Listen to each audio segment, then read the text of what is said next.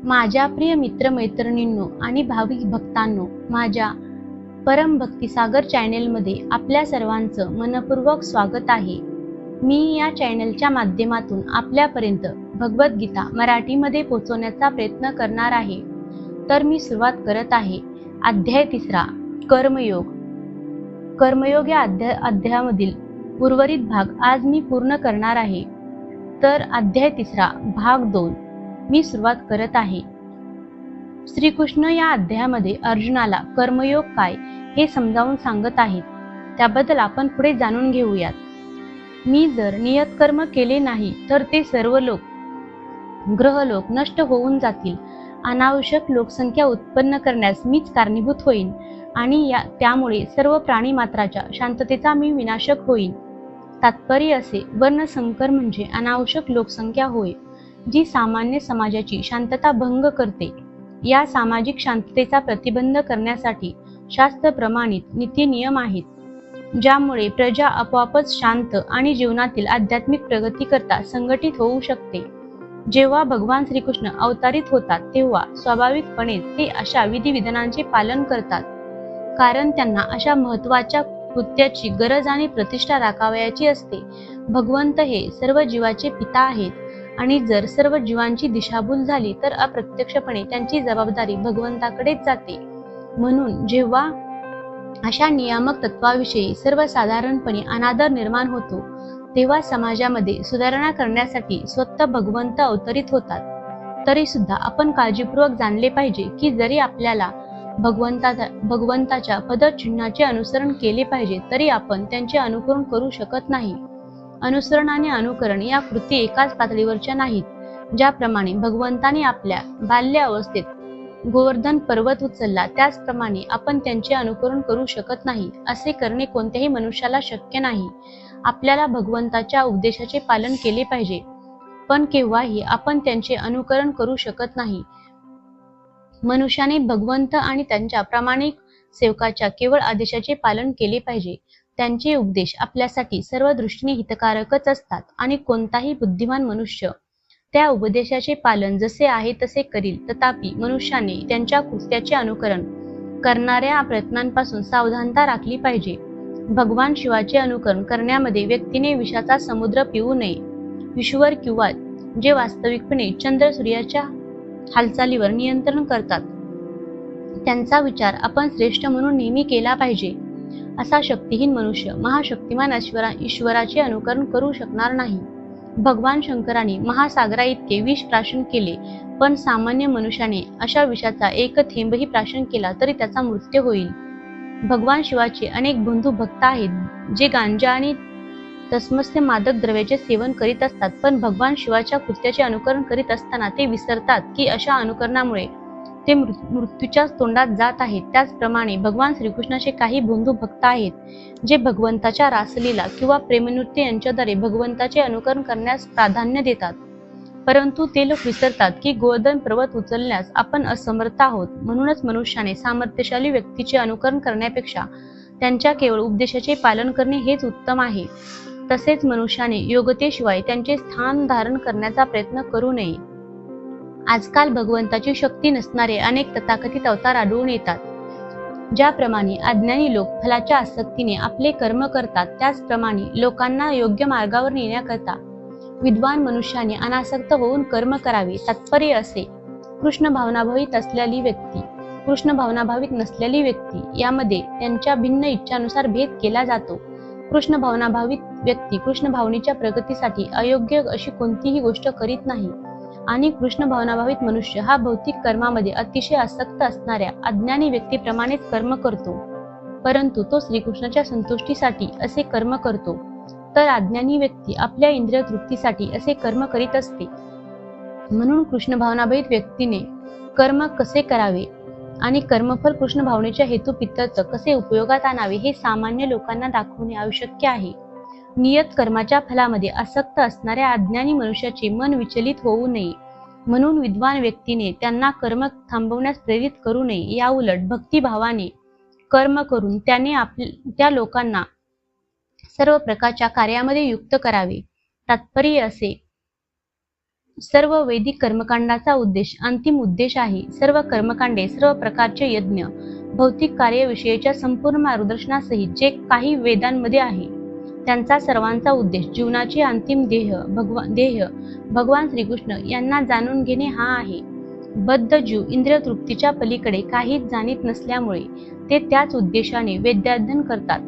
परंतु वैदिक कर्मकांडाद्वारे नियमित इंद्रिय तृप्ती आणि सकाम कर्मामुळे मनुष्य कर्मक्ष कृष्ण भावनेपत उन्नत होतो.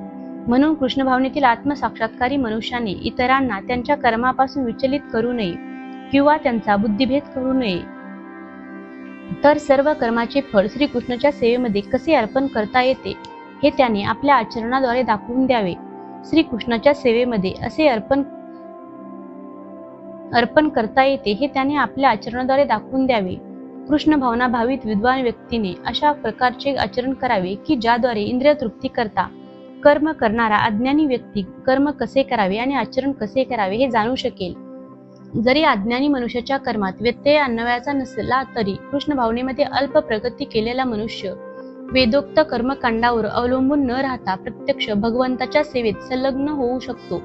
अशा भाग्यशाली मनुष्याला वैदिक कर्मकांडाचे पालन करण्याची आवश्यकता नाही, कारण विहित कर्माचे पालन केल्यामुळे प्राप्त होणाऱ्या सर्व फळाची प्राप्ती त्याला प्रत्यक्ष कृष्ण भावनेद्वारा होऊ शकते. मिथ्या अहंकाराच्या प्रभावाने मोहित झालेला आत्मा स्वतःलाच कर्माचा कर्ता समजतो, पण वास्तविकपणे प्रकृतीच्या 3 गुणांद्वारे कर्मे केली जातात. तात्पर्य, एकाच पातळीवर कार्य करणारे एक कृष्ण भावना भावित मनुष्य आणि दुसऱ्या भौतिक भावनेंनी प्रभावित झालेला मनुष्य असे दोघेही वरकरणी एकाच स्तरावर असल्यासारखे दिसतात, परंतु त्यांच्या आपापल्या स्थितीमध्ये बराच भेद आहे. भौतिक भावनायुक्त मनुष्याचा मिथ्या अहंकाराच्या प्रभावामुळे दृढ विश्वास असतो की आपणच सर्व गोष्टीचे कर्ता आहोत. त्याला माहीत नसते की शरीराची यंत्रणा ही भगवंताच्या अध्यक्षतेखाली कार्य करीत असणाऱ्या भौतिक प्रकृतीने निर्माण झालेली असते, तसेच शेवटी श्रीकृष्णाच्याच नियंत्रणाखाली कार्य करीत असतो याचे देखील त्याला ज्ञान नसते. मिथ्या अहंकाराने युक्त असलेला मनुष्य प्रत्येक गोष्ट स्वतंत्रपणे करण्याचे सारे श्रेय स्वतःकडे घेत असतो आणि हेच त्याच्या अज्ञानाचे लक्षण आहे. त्याला माहीत नसते की स्थूल आणि सूक्ष्म शरीर म्हणजे भगवंताच्या आज्ञेनुसार कार्य करणाऱ्या प्रकृतीची निर्मिती आहे. यास्तव त्याने आपली शारीरिक आणि मानसिक कार्य कृष्ण भावनेमध्ये श्रीकृष्णाच्या सेवेसाठी संलग्न करणे अत्यावश्यक आहे.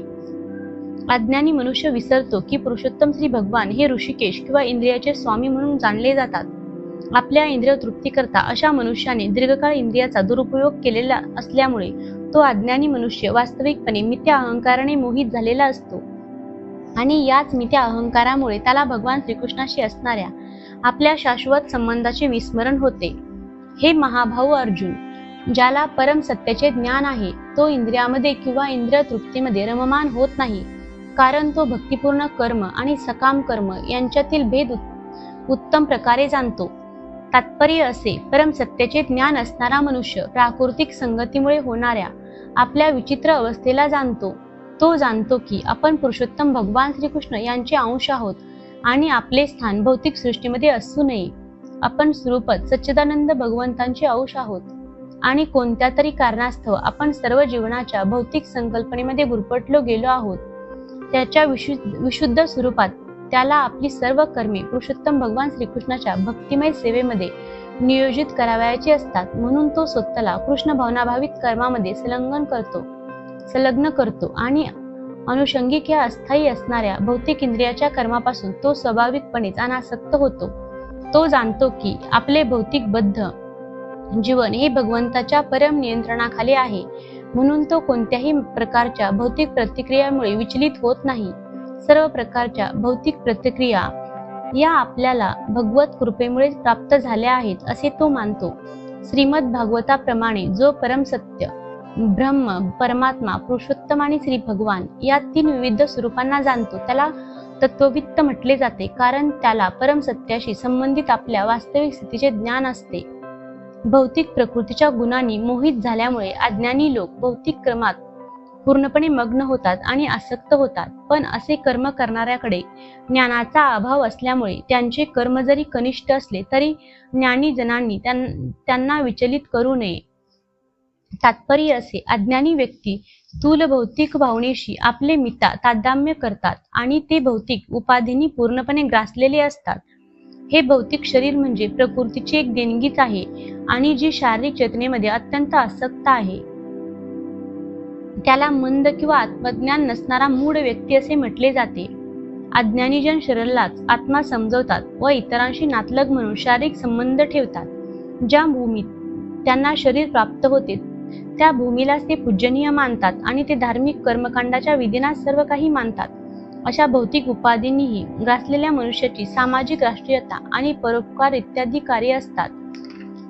अशा उपाधींच्या प्रभावाने ग्रस्त झालेल्या व्यक्ती नेहमी भौतिक क्षेत्रातच गुंतलेल्या असतात. कारण आध्यात्मिक साक्षात्कार म्हणजे एक कल्पनाच आहे असे त्यांना वाटते आणि त्यामुळे त्यांना आत्मसाक्षात्कार प्राप्तीमुळे मध्ये मुळी स्वारस्य नसते. तरीही ते आध्यात्मिक जीवनात प्रगत झालेले आहेत. त्यांनी भौतिकतेने ग्रासलेल्या अशा व्यक्तींना विचलित करण्याचा प्रयत्न करू नये. त्यापेक्षा एखाद्याने स्वतःचे आध्यात्मिक कर्म शांतपणे करणे हेच उत्तम आहे. असे मोहित व्यक्ती अहिंसा आणि तत्मस्य सांसारिक परोपकारी कर्मे इत्यादी सारख्या जीवनाच्या प्राथमिक भौतिक तत्वामध्ये निमग्न होऊ शकतात. अज्ञानी मनुष्यांना कृष्ण भावनाभावित कर्माचे महत्त्व असू शकत नाही. म्हणून भगवान श्रीकृष्ण आपल्याला सल्ला देतात की आपण त्यांना विचलित करण्यामध्ये आपला मौल्यवान वेळ व्यर्थ दौडू नये. पण भगवत भक्त हे भगवंतापेक्षाही दयाळू आहेत, कारण त्यांना भगवंताचा यथार्थ हेतू समजतो. यास्तव ते या प्रकारचा धोका पत्करतात. इतकेच काय तर ते अज्ञानी मनुष्याकडे जाऊन त्याला कृष्ण भावनाभावित कर्मामध्ये संलग्न करण्याचा प्रयत्न करतात. कारण कृष्ण भावनाभावित होऊन कर्म करणे हे मनुष्यासाठी अत्यावश्यक आहे. म्हणून हे अर्जुन, माझ्या पूर्ण ज्ञानाने युक्त होऊन मला तुझी सर्व कर्मे समर्पित करून लाभेच्छा न ठेवता, स्वामित्वाचा दावा न करता आणि आलस्यरहित होऊन तू युद्ध कर. तात्पर्य असे भगवद्गीतेचे प्रयोजन या श्लोकात स्पष्ट करण्यात आले आहे. भगवंत असा उपदेश देतात की जणू काही लष्करी शिस्तीला अनुसरणच स्वकर्तव्याचे पालन करण्याकरता मनुष्याने पूर्णपणे कृष्ण भावनाभावित झाले पाहिजे. अशा प्रकारच्या आदेशाने गोष्टी थोड्या कठीण होऊ शकतील, तरीही श्रीकृष्णावर पूर्णपणे विसंबून कर्तव्य पालन केलेच पाहिजे. कारण जीवाची तीच स्वरूपस्थिती आहे. भगवंताच्या सहकार्याविना जीव स्वतंत्रपणे आनंदी होऊ शकत नाही. भगवंताच्या इच्छेच्या अधीन होणे ही जीवाची शाश्वत वैधानिक स्थिती आहे. म्हणून जणू काही अर्जुनाचा सेनापती असल्याप्रमाणे भगवान श्रीकृष्णाने त्याला युद्ध करण्याचा आदेश दिला. भगवंताच्या सदिच्छे फितर्थ मनुष्याने सर्वस्वाचा त्याग केला पाहिजे आणि त्याच वेळी स्वामित्वाचा दावा न करता आपल्या नियत कर्माचे पालन केले पाहिजे. अर्जुनाला भगवंताच्या आदेशाबद्दल विचार करावयाचा नव्हता, तर केवळ त्यांच्या आज्ञेचे पालन करावयाचे होते. भगवंत हे सर्व आत्म्याचे आत्मा आहेत. म्हणून जो स्वतःचा विचार न करता संपूर्णपणे परमात्म्यावर अवलंबून असतो, किंवा दुसऱ्या शब्दात जो पूर्णपणे कृष्ण भावनाभावित असतो, त्याला अध्यात्म चेतस्य म्हटले जाते. निराशी म्हणजे कर्मफलाची आशा न ठेवता मनुष्याने स्वामीच्या आदेशानुसार कर्म करणे होय. खजिनदार आपल्या मालकासाठी लाखो रुपये मोजतो, पण तो या एका पैशावरही आपला दावा करीत नाही. त्याचप्रमाणे मनुष्याने जाणले पाहिजे की जगातील कोणतीही वस्तू कोणा एका व्यक्तीच्या मालकीची नाही, तर प्रत्येक वस्तू भगवंताच्या मालकीची आहे. हाच मयी या शब्दाचा खरा अर्थ आहे. कृष्ण भावनेमध्ये जेव्हा मनुष्य कर्म करतो तेव्हा निश्चितच तो कोणत्याही गोष्टीवर स्वामित्वाचा दावा करत नाही. याच भावनेला निमर्म अर्थात माझे काहीच नाही असे म्हटले जाते. शारीरिक स्तरावर संबंधित असणाऱ्या तथाकथित नातलगाचा विचार न करता भगवंतांनी दिलेल्या या कठोर आदेशाचे पालन करण्यास जर कोणी नाखुश असेल तर त्याने त्या नाखुशीचा त्याग केला पाहिजे. या प्रकारे तो विगतज्वर अर्थात ज्वररहित किंवा आलस्यरहित बनतो. प्रत्येकाला त्याच्या गुणवत्तेप्रमाणे आणि स्थितीप्रमाणे विशिष्ट प्रकारचे कर्म करावे लागते आणि अशा सर्व कर्माचे आचरण वर वर्णन केल्याप्रमाणे कृष्ण भावनाभावित होऊन केले जाऊ शकते. यामुळे मनुष्य मोक्ष मार्गावर अग्रेसर होऊ शकतो. जे कोणी माझ्या आदेशानुसार आपले कर्म करतात आणि या उपदेशाचे दोषरहित होऊन श्रद्धेने अनुसरण करतात, ते सकाम कर्माच्या बंधनातून मुक्त होतात. तात्पर्य असे, पुरुषोत्तम श्री भगवान श्रीकृष्णाचा उपदेश म्हणजे संपूर्ण वैदिक ज्ञानाचे सार आहे आणि म्हणून ते अपवादरहित शाश्वत सत्य आहे. ज्याप्रमाणे वेद शाश्वत आहेत त्याचप्रमाणे कृष्ण भावनेचेही सत्यही शाश्वत आहे. भगवंताचा द्वेष न करता मनुष्याची या आदेशावर दृढ श्रद्धा असली पाहिजे. भगवद्गीतेवरील भाष्य लिहिलेले अनेक तत्वज्ञानी आहेत, पण त्यांची श्रीकृष्णावर श्रद्धा नाही. असे लोक सकाम कर्माच्या बंधनातून कधीच मुक्त होणार नाहीत. परंतु भगवंताच्या शाश्वत उपदेशावर दृढ श्रद्धा असलेला सामान्य मनुष्य जरी असे आदेश पाळण्यास असमर्थ असला तरी तो कर्मबंधनातून मुक्त होतो. कृष्ण भावनेच्या प्रारंभी मनुष्य हा भगवंताच्या आदेशाचे पूर्णपणे पालन करू शकणार नाही. परंतु जो या सिद्धांताला विरोध करीत नाही, पराभव आणि निराशा यांची चिंता न करता आपले कर्म प्रामाणिकपणे करतो, तो निश्चितपणे कृष्ण भावनेच्या विशुद्ध स्तरापर्यंत उन्नती करतो. परंतु जे द्वेष भावनेने या आदेशाची उपेक्षा करतात आणि त्याचे पालन करीत नाहीत, त्यांना ज्ञानशून्य मूढ आणि सिद्धी प्राप्त करण्याच्या प्रयत्नात ते भ्रष्ट झालेले आहेत असे समजावे. तात्पर्य असे, कृष्ण भावनावहित न होण्याचा दोष या श्लोकात स्पष्टपणे सांगितला आहे. ज्याप्रमाणे उच्च शासकीय अधिकाऱ्यांच्या आज्ञेचा भंग केल्यास शिक्षा होते, त्याचप्रमाणे पुरुषोत्तम श्री भगवान यांची अवज्ञा केल्यास निश्चितच शिक्षा होते. अवज्ञा करणारा व्यक्ती कितीही महान असला तरी तो हृदयशून्य असल्यामुळे त्याला स्वतःच्या आत्म्याविषयी तसेच परब्रह्म परमात्मा आणि भगवान यांच्याविषयी सुद्धा अज्ञान असते. म्हणून त्यांच्यासाठी जीवन सिद्धीची मुळीच आशा नसते. ज्ञानी मनुष्य सुद्धा आपल्या स्वतःच्या प्रकृतीनुसार कार्य करतो, कारण प्रत्येक जण 3 गुणाद्वारे प्राप्त झालेल्या प्रकृतीनुसार कार्य करतो. बळेच निग्रह केल्याने काय साधणार आहे? तात्पर्य असे, जोपर्यंत मनुष्य कृष्ण भावनेच्या दिव्य स्तरामध्ये स्थित होत नाही तोपर्यंत तो भौतिक प्रकृतीच्या गुणाच्या प्रभावातून मुक्त होऊ शकत नाही व याची पुष्टी भगवंताने 7व्या अध्यायात केली आहे. म्हणूनच भौतिकदृष्ट्या अत्यंत उच्च शिक्षित मनुष्यालाही केवळ सैद्धांतिक ज्ञानाद्वारे किंवा शारीरिक आत्म्याला पुस्तक करण्याने मायेच्या जंजाळातून मुक्त होणे शक्य नाही. असे अनेक तथाकथित अध्यात्मवादी आहेत जे वरकरणी ज्ञानामध्ये आपण बरेच प्रगत आहोत असे दर्शवतात, पण अंतस्थ किंवा खाजगी रीतीने ते दुस्तर अशा विशिष्ट प्राकृतिक गुणाच्या पूर्णपणे अधीन झालेले असतात. शैक्षणिक दृष्ट्या एखादा अत्यंत विद्वान असू शकतो, पण भौतिक प्रकृतीशी त्याने दीर्घ काळासाठी संग केल्याने तो बद्धच आहे. भौतिक अस्तित्वासाठी एखादा जरी आपल्या विहित कर्मामध्ये मग्न असला तरी त्याला भौतिक जंजाळातून मुक्त होण्यास कृष्ण भावना सहाय्यकारक ठरते. म्हणून पूर्णपणे कृष्ण भावनाभावित झाल्याविना मनुष्याने आपल्या नियत कर्माचा त्याग करू नये. अचानकपणे कोणीही नियत कर्माचा त्याग करून कृत्रिम रीतीने तथाकथित योगी किंवा अध्यात्मवादी होऊ नये. त्याने आपल्या प्राप्त परिस्थितीत राहून उत्तम प्रशिक्षणाखाली कृष्ण भावनेची प्राप्ती करण्याचा प्रयत्न करणे योग्य आहे. याप्रमाणे तो श्रीकृष्णाच्या मायाशक्तीच्या तावडीतून मुक्त होऊ शकतो.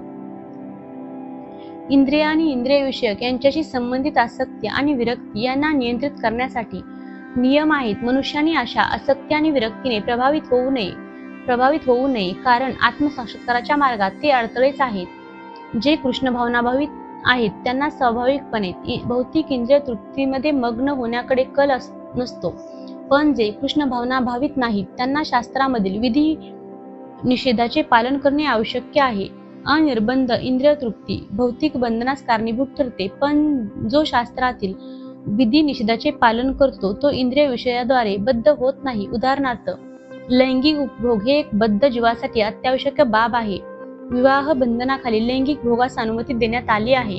शास्त्राच्या आदेशानुसार मनुष्याला आपल्या पत्नीशिवाय इतर कोणत्याही स्त्रीबरोबर भोग करण्यास सक्त मनाई करण्यात आली आहे.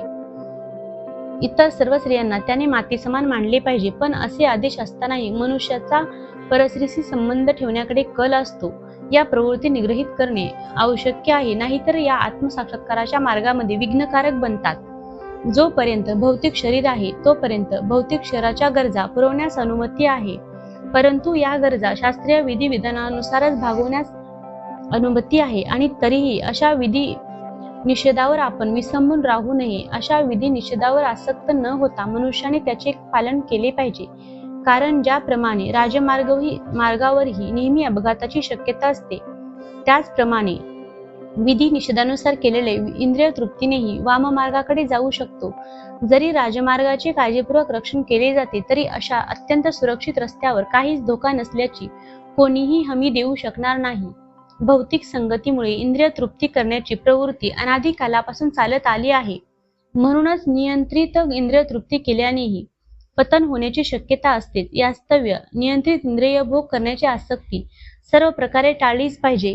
कृष्ण भावनेवर आसक्ती ठेवल्याने किंवा श्रीकृष्णाच्या प्रेममयी सेवेमध्ये नेहमी कर्म करण्याने मनुष्य सर्व इंद्रियजन्य कृत्यापासून अनासक्त होतो.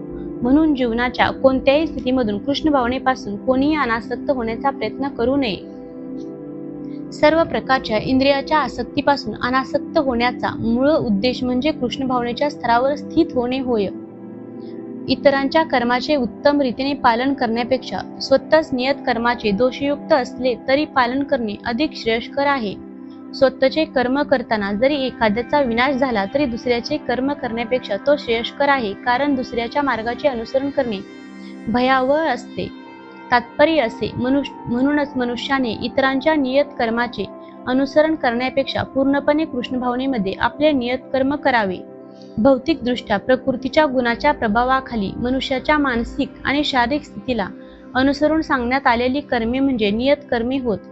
आध्यात्मिक कर्मे म्हणजे श्रीकृष्णाच्या दिव्य सेवेसाठी आध्यात्मिक गुरुने दिलेल्या आज्ञेनुसार केलेली कर्मे होत. परंतु भौतिक असो वा आध्यात्मिक असो, मनुष्याने दुसऱ्याच्या नियत कर्माचे अनुकरण करण्यापेक्षा मृत्यूच्या अंतिम क्षणापर्यंत आपल्याच नियत कर्मामध्ये दृढ राहिले पाहिजे.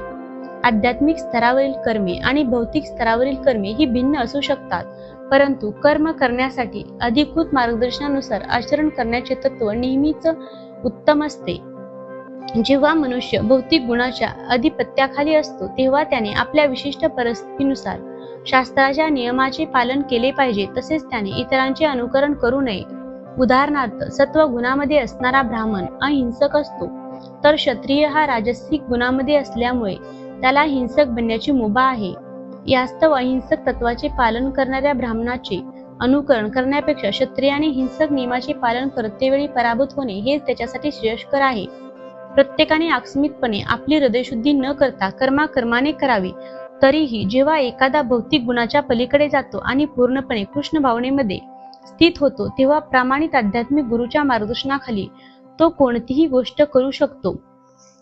कृष्ण भावनेच्या अशा परिपूर्ण अवस्थेमध्ये क्षत्रिय हा ब्राह्मणाप्रमाणे कार्य करू शकतो किंवा ब्राह्मण हा क्षत्रियाप्रमाणे कार्य करू शकतो. दिव्य आध्यात्मिक स्तरावर भौतिक जगतातील विषमता लागू पडत नाही.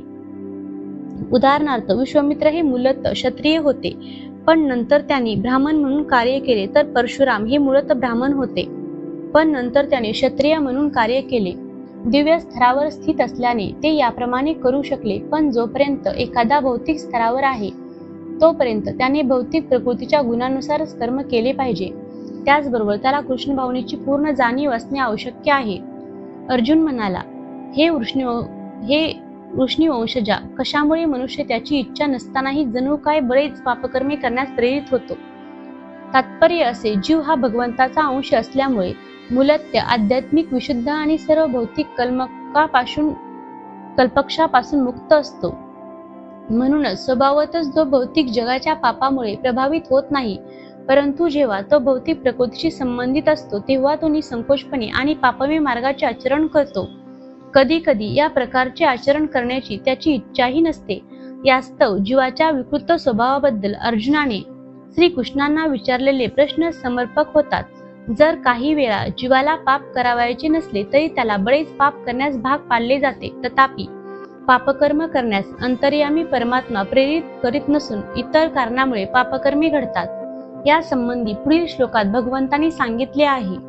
श्री भगवान वाच्य, श्री भगवान म्हणाले, हे अर्जुना, रजोगुणाच्या संपर्कातून उत्पन्न झालेला हा काम आहे आणि नंतर तो क्रोधामध्ये रूपांतरित होतो. तोच या जगताचा सर्वभक्षक महापापी शत्रू आहे.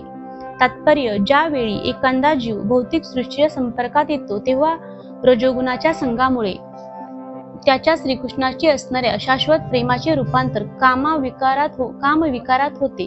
दुसऱ्या शब्दात सांगायचे झाल्यास, ज्याप्रमाणे आंबट चिंचेच्या संपर्कामुळे दुधाचे दह्यामध्ये रूपांतर होते, त्याचप्रमाणे त्याच्या भगवंताशी असणाऱ्या प्रेमभावनेचे रूपांतर कामविकारात होते. नंतर कामाची जेव्हा तृप्ती होत नाही तेव्हा क्रोधामध्ये रूपांतरित होते. क्रोधाचे रूपांतर मोहात होते आणि मोहामुळे भौतिक अस्तित्व चालूच राहते. म्हणून काम हा जीवाचा महाशत्रू आहे आणि केवळ हाच काम विशुद्ध जीवाला भौतिक जगतात गुरफटून राहण्यास प्रेरित असतो. क्रोध हा तमोगुणाचे प्रकटीकरण आहे. प्रकृतीचे हे गुण स्वतःला क्रोध आणि तत्सम उपविकाराच्या रूपात प्रकट करतात. म्हणूनच जर रजोगुणाचे तमोगुणाप्रत अधपतन करण्याऐवजी त्याची जगण्याच्या आणि कर्म करण्याच्या विधीद्वारे सत्वगुणापत उन्नती केली तर मनुष्याचे क्रोधामुळे होणाऱ्या अधपतनापासून आध्यात्मिक आसक्तीद्वारे रक्षण होऊ शकते. पुरुषोत्तम श्री भगवान हे आपल्या नित्य वृद्धिगत होणाऱ्या आध्यात्मिक आनंदासाठी स्वतःला अनेक रूपामध्ये विस्तारित करतात आणि जीव हे याच आध्यात्मिक आनंदाचे अंश आहेत. जीवांना आंशिक स्वातंत्र्यही आहे, परंतु आपल्या स्वातंत्र्याचा दुरुपयोग केल्यामुळे जेव्हा त्यांचा सेवाभाव इंद्रिय भोग करण्याच्या प्रवृत्तीमध्ये रूपांतरित होतो तेव्हा ते कामाच्या आधिपत्याखाली येतात. या भौतिक सृष्टीची निर्मिती भगवंतांनी बद्ध जीवांना आपल्या कामवृत्तीची पूर्तता करता यावी म्हणून केली आहे. दीर्घकाळ कामवासनाची पूर्ती करण्याच्या प्रयत्नात निष्फळ झाल्यावर जीव आपल्या वास्तविक स्वरूपस्थितीबद्दल जिज्ञासू होतात. ही जिज्ञासा म्हणजेच वेदांत सूत्रांचा प्रारंभ आहे. वेदांत सूत्रांच्या आरंभीच म्हटले आहे की आता तो ब्रह्म जिज्ञासा, मनुष्याने परम तत्वाबद्दल जिज्ञासा करावी. श्रीमद भागवतात ब्रह्म याची व्याख्या पुढील प्रमाणे करण्यात आली आहे. परब्रह्म हे प्रत्येक गोष्टीचे उत्पत्ती स्थान आहे, म्हणून कामाचा उगम ही परब्रह्मामध्येच होतो. यास्तव जर कामाचे रूपांतर परब्रह्मावरील प्रेमामध्ये केले अथवा कृष्ण भावनेमध्ये केले किंवा दुसऱ्या शब्दात सांगावयाचे तर श्रीकृष्णाच्या सेवेसाठी सर्व गोष्टीची अपेक्षा ठेवल्यास काम आणि क्रोध या दोहोंना आध्यात्मिक स्वरूप प्राप्त होऊ शकते. भगवान श्रीराम यांचा अनन्य सेवक हनुमान याने रावणाच्या सुवर्ण लंकेला भस्मसात करून आपला क्रोध प्रदर्शित केला, परंतु असे केल्याने तो भगवंताचा महान भक्त बनला. या ठिकाणी श्रीमद भगवद्गीतेतही भगवान आपल्या संतुष्टीकरता अर्जुनाला शत्रूवर क्रोधित होण्यासाठी प्रेरित करीत आहेत. म्हणून काम आणि क्रोध जेव्हा कृष्ण भावनेमध्ये उपयोगात आणले जातात तेव्हा ते आपले शत्रू नसून मित्र होतात. ज्याप्रमाणे धुराने अग्नी, धुळीने आरसा आणि वारेने गर्भ वेष्टला जातो, त्याचप्रमाणे जीव हा कामाद्वारे विविध प्रमाणात आच्छेदला जातो. तात्पर्य असे, जीवावर 3 प्रकारची आच्छादने आहेत ज्यामुळे त्याची विशुद्ध चेतना धूसर होते. ज्याप्रमाणे अग्नीमध्ये धूर, आरशावर धूळ आणि गर्भाशयामध्ये गर्भ असतो, त्याचप्रमाणे जीवावरील आवरणे म्हणजे कामाचीच विविध रूपे आहेत. जेव्हा कामाची तुलना धुराशी करण्यात येते तेव्हा समजावे की जीवरूपी अग्नीची थोडीशी जाणीव होते. दुसऱ्या शब्दात सांगायचे तर जेव्हा जीव आपले कृष्ण भावना अल्पशा प्रमाणात प्रकट करतो तेव्हा त्याची तुलना धुराने आच्छादित अग्नीशी करता येते. ज्या ठिकाणी धूर असतो त्या ठिकाणी निश्चितच अग्नी असला तरी प्रारंभिक अवस्थेमध्ये अग्नी उघडपणे प्रकट होत नाही. ही अवस्था म्हणजे कृष्ण भावनेतील प्रारंभ अवस्थेप्रमाणे आहे. आरशावरील धूळ मनरूपी आरशावरील अनेक आध्यात्मिक पद्धतीद्वारे स्वच्छता करण्याची प्रक्रिया दर्शवते. यासाठी सर्वोत्तम पद्धती म्हणजे पवित्र हरिनामाचे कीर्तन होय. वारेने आच्छादलेल्या गर्भाच्या उदाहरणावरून असहाय्य स्थिती दर्शवण्यात आली आहे, कारण गर्भाशयातील मूल इतके असहाय्य असते की त्याला हालचालही करता येत नाही. जीवनाच्या या स्थितीची तुलना वृक्षांशी करता येते. वृक्ष सुद्धा जीवच आहेत, पण ते अत्यंत कामप्रवृत्त असल्यामुळे त्यांना जीवनाच्या अशा स्थितीत ठेवण्यात येते की ते जवळजवळ चैतन्य शून्यच असतात. आच्छादित आरशाची तुलना पशु पक्ष्याशी करण्यात आली आहे आणि धुराने आच्छादित अग्नीची तुलना मानवाशी करण्यात आली आहे. मनुष्य जीवनामध्ये आत्मा थोड्या प्रमाणात कृष्ण भावनेची पुनर्जागृती करू शकतो आणि जर त्याने अधिक प्रगती केली तर मनुष्य जीवनाचा आध्यात्मिक जीवनरूपी अग्नी प्रज्वलित करता येतो. अग्नीवरील धूर व्यवस्थितपणे हाताळल्यास अग्नी प्रज्वलित करता येतो. म्हणूनच जीवासाठी भौतिक अस्तित्वाच्या जंजाळातून मुक्त होण्यासाठी मनुष्य जीवन ही एक नामी संधीच आहे. मनुष्य जीवनात योग्य मार्गदर्शनाखाली कृष्ण भावनेचे अनुशीलनाद्वारे मनुष्य आपला शत्रू काम याच्यावर विजय प्राप्त करू शकतो.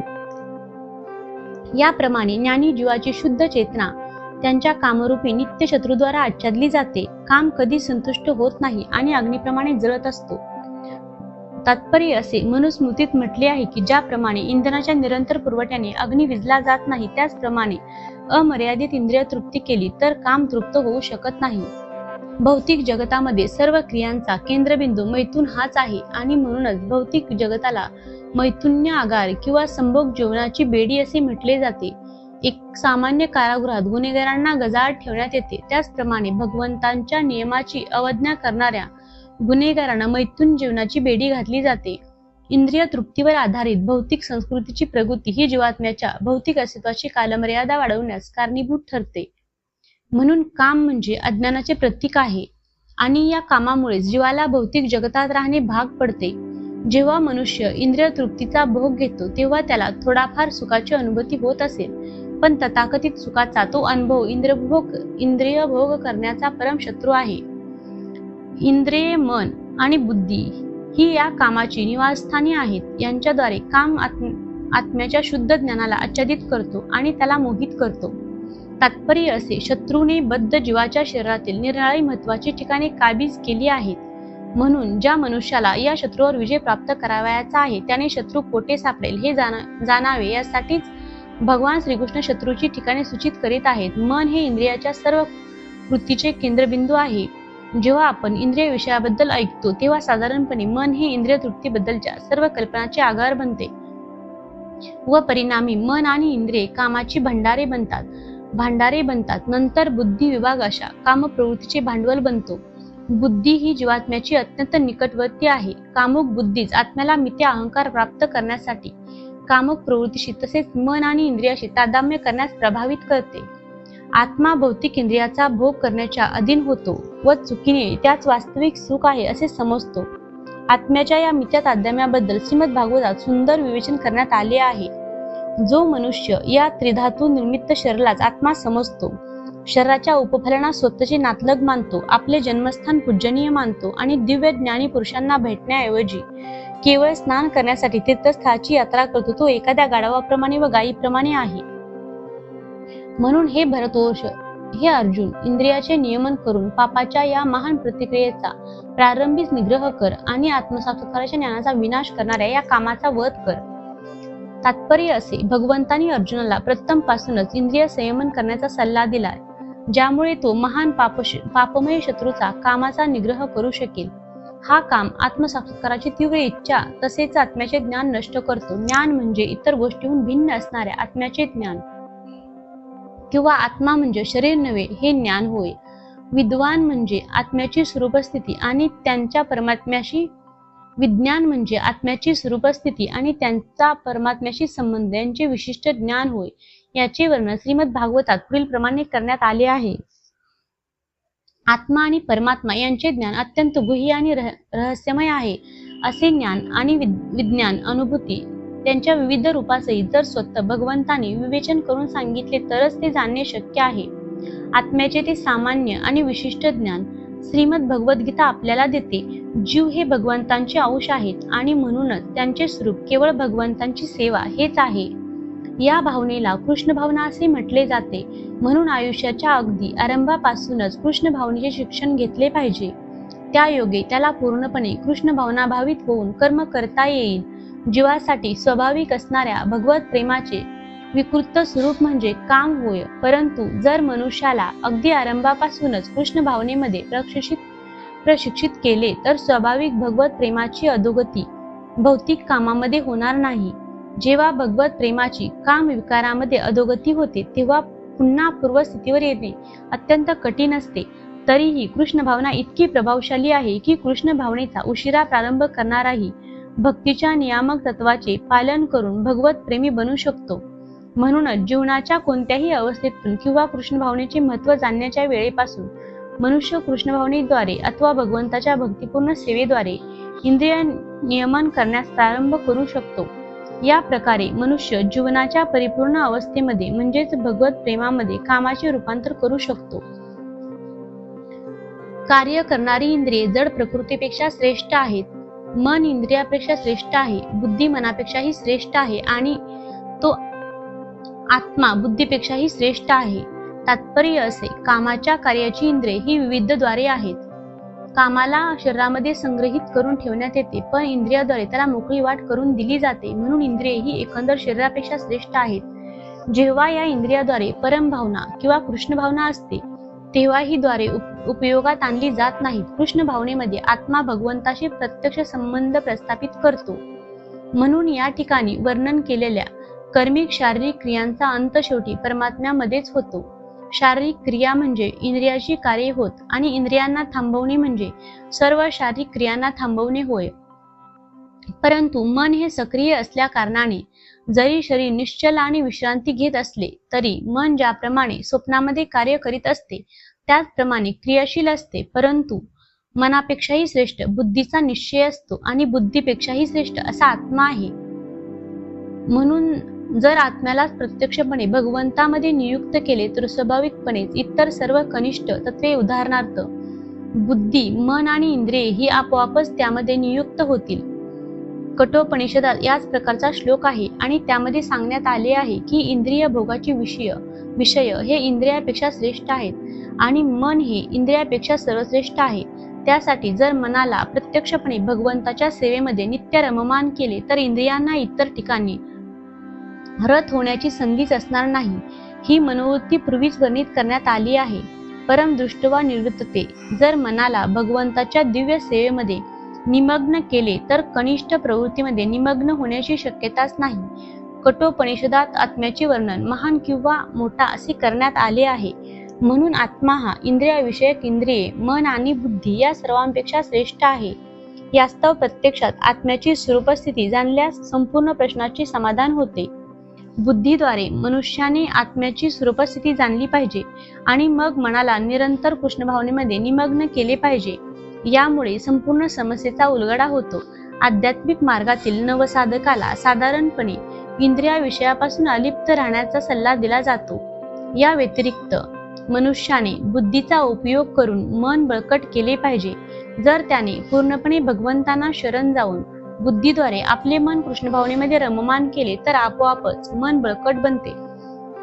मग इंद्रिये जरी सर्पाप्रमाणे बलवान असली तरीही दंतहीन सर्पाप्रमाणे निरुपद्रवी होतात. परंतु जर आत्मा हा बुद्धी, मन आणि इंद्रियाचाही स्वामी असला तरी कृष्ण भावनेत श्रीकृष्णाच्या संगतीत तो दृढ झाला नाही तर प्रशुद्ध मनामुळे त्याचे केव्हाही पतन होण्याची संभावना असते. याचप्रमाणे आपण स्वतः भौतिक इंद्रिये, मन आणि बुद्धी यांच्यापेक्षा श्रेष्ठ आहोत असे जाणून हे महाभाऊ अर्जुन, मनुष्याने विचारपूर्वक आध्यात्मिक बुद्धीद्वारे कृष्ण भावना मनाला स्थिर केले पाहिजे आणि याप्रमाणे आध्यात्मिक शक्तीद्वारे या कामरूपी अतृप्त शत्रूवर विजय प्राप्त केला पाहिजे. श्रीमद भगवद्गीतेचा हा 3रा अध्याय निश्चितपणे कृष्ण भावनेकडे निर्देश देताना सांगतो की मनुष्याने निर्विशेष शून्यवाद हेच अंतिम ध्येय न मानता भगवंताचा शाश्वत सेवकरूपी स्वतःचे स्वरूप जाणले पाहिजे. जीवनाच्या भौतिक अस्तित्वामध्ये मनुष्य निश्चितपणे कामप्रवृत्ती आणि भौतिक प्रकृतीच्या साधनावर स्वामित्व गाजवण्याच्या इच्छेने प्रभावित होतो. सर्वावर स्वामित्व गाजवण्याची आणि इंद्रिय तृप्ती करण्याची इच्छा म्हणजे बद्ध जीवाचा महान शत्रूच आहे. परंतु कृष्ण भावनेच्या बळावर मनुष्य भौतिक इंद्रिये, मन आणि बुद्धी नियंत्रित करू शकतो. आकस्मिकपणे मनुष्य आपल्या कर्तव्याचा आणि विहित कर्माचा त्याग करू शकणार नाही. परंतु भौतिक इंद्रिये आणि मन यापासून प्रभावित न होता स्वतःच्या विशुद्ध स्वरूपावर स्थिर झालेल्या बुद्धीद्वारे कर्मक्ष कृष्ण भावनेचा विकास करून मनुष्य दिव्य स्थितीमध्ये स्थिर होऊ शकतो. हेच या अध्यायाचे प्रमुख सार आहे. भौतिक जीवनाच्या अपरिपक्व अवस्थेत तार्किक ज्ञान आणि तथाकथित योग साधनांच्या साहाय्याने इंद्रिय नियमन करण्याचे कृत्रिम प्रयत्न मनुष्याला कधीच आध्यात्मिक जीवन प्राप्तीमध्ये सहाय्यक ठरू शकत नाहीत. श्रेष्ठ बुद्धीद्वारे मनुष्याला कृष्ण भावनेमध्ये प्रशिक्षण मिळणे अत्यावश्यक आहे. या प्रकारे भगवद्गीतेच्या कर्मयोग या 3ऱ्या अध्यायावरील भक्ती वेदांत भाष्य संपन्न. ही होती भगवद्गीतेच्या 3ऱ्या अध्यायाची संपूर्ण कथा. तुम्हाला हा अध्याय कसा वाटला ते कमेंटमध्ये नक्की कळवा आणि अशाच भक्तिमय वाचनासाठी माझ्या परम भक्तिसागर चॅनेलला सबस्क्राईब करा आणि बाजूच्या बेल आयकॉनवर क्लिक करा. लाईक करा, शेअर करा. यामुळे माझा पुढचा अध्याय तुमच्यापर्यंत लवकरच पोहोचेल. धन्यवाद. ओम नमो भगवते वासुदेवाय.